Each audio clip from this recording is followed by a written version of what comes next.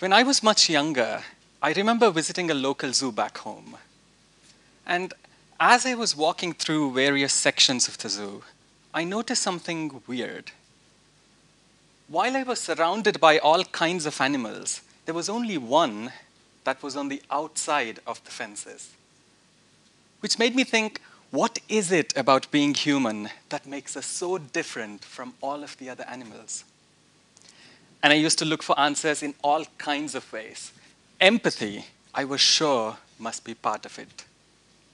But did you know that elephants can sense when other elephants are under stress, and they can even try to calm them down?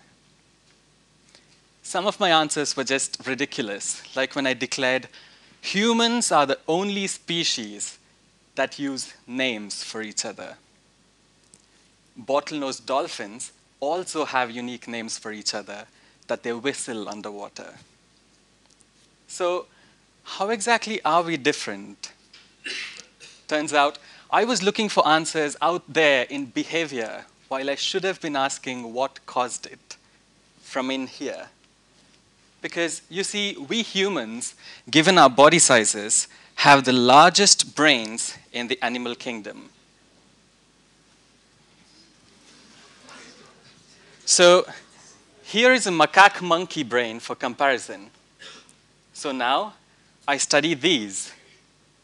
As comparative neuroscientists, we borrow brains from our closest evolutionary relatives, chimpanzees, gorillas, macaque monkeys, and so on, after their natural deaths. We then scan them in special MRI scanners until we can carefully map what regions of the brain are connected to what other regions of the brain.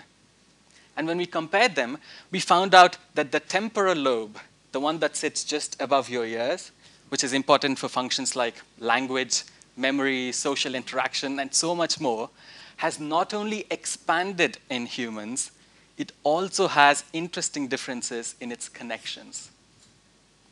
Now, if you're thinking, hang on, that can't be the complete answer, you're right. It's only the tip of the iceberg. Because brain evolution is not like Lego play, where you keep adding new pieces on top of existing ones. Brains have undergone changes in all kinds of ways. So I will go back to studying these in detail. But I'm always curious to know your version of the answer. Why do you think we are on the outside of the fences? What is it that makes us human? Thank you.